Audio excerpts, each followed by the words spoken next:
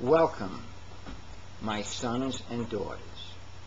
My name is Elder George. I am Chief of Men's Action to Rebuild Society, an organization devoted to promoting a more natural way of life for humankind. Today we bring you part 2 of the series, The Natural Woman.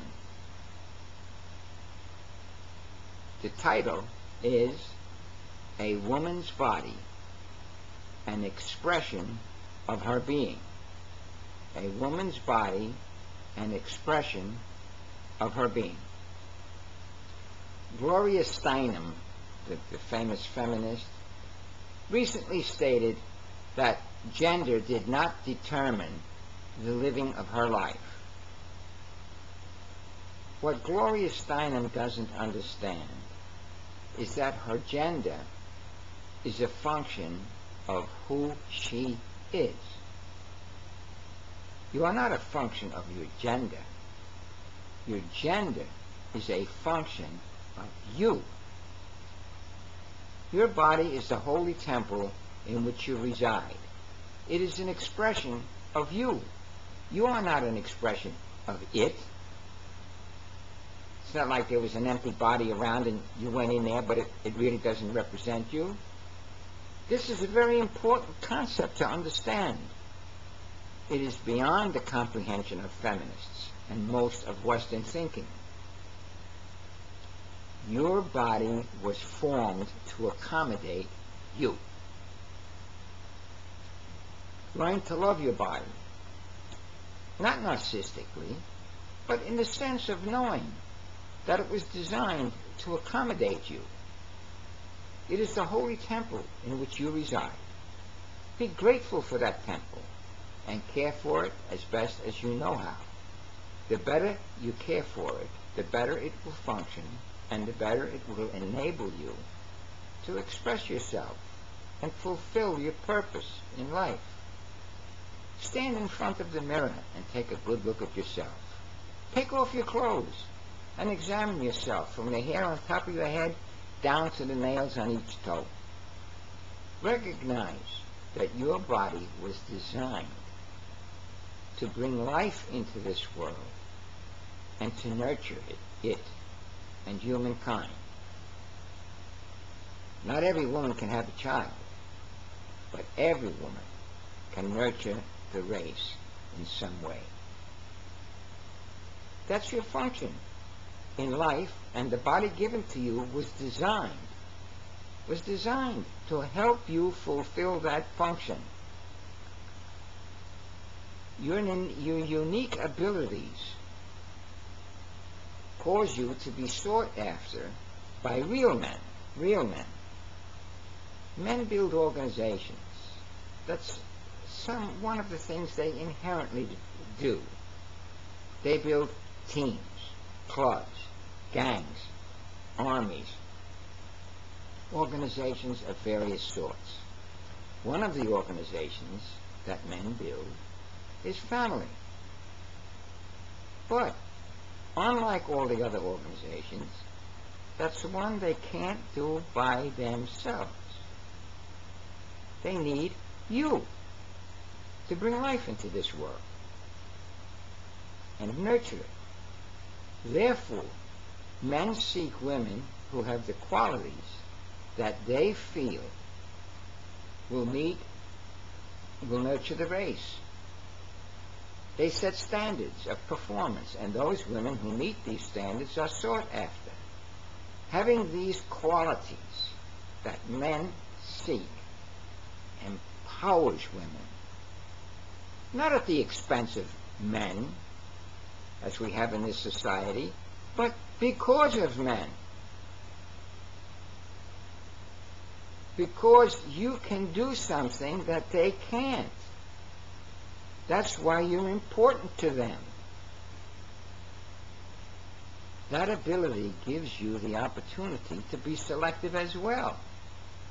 Once a man decides that he would like to have you be the mother of his children, you then can be selective in determining if he is the man you believe will provide the environment and the means for you to nurture the race.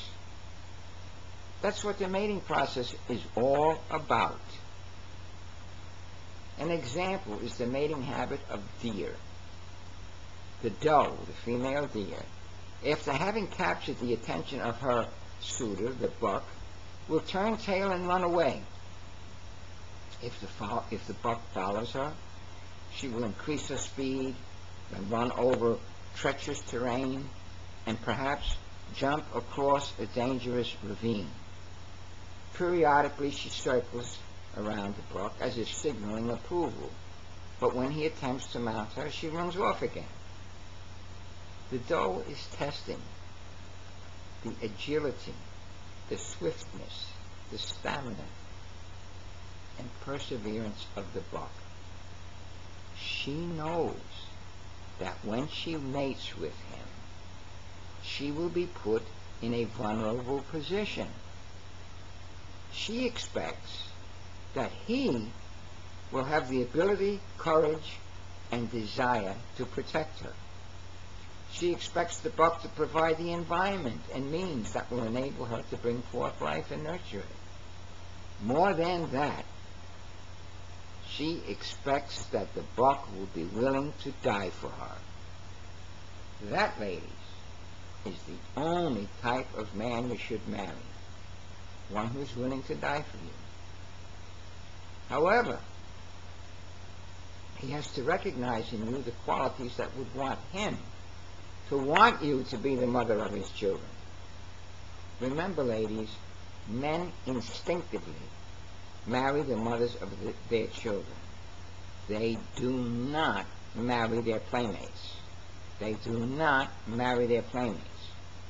The first rule of taking care of the holy temple in which you reside and the woman within is to not be some man's playmate. I realize that you are no longer being groomed to be good wives and mothers, nor protected from the lecherous advances of men. And the fault lies with the men, and especially with the government that emasculated them. That's one of the reasons I started this series, to provide you with the knowledge that will help you to live your lives better and avoid the depression and female disorders that are gripping Western society. Today's lesson was that your gender is an expression of you, and that you should be pleased, happy, and elated to be a woman. One means of caring for this woman is to not be somebody's playmate. Being somebody's playmate ultimately will leave you unfulfilled and will lead to depression and other debilitating issues. In our next video, we will address the various methods of birth control and their effect on single women, those women who by choice or happenstance are some man's playmate. This will be an important video, and any woman you know will benefit from its contents. So recommend that they view it, share it with them. The title will be Birth Control and the Single Woman. Birth Control and the Single Woman. You can learn more about our message by logging on to mensaction.net. That's MENSACTION.net. Let us hear from you. Don't forget to tell your friends about our next video. I thank you for tuning in. I send you my love.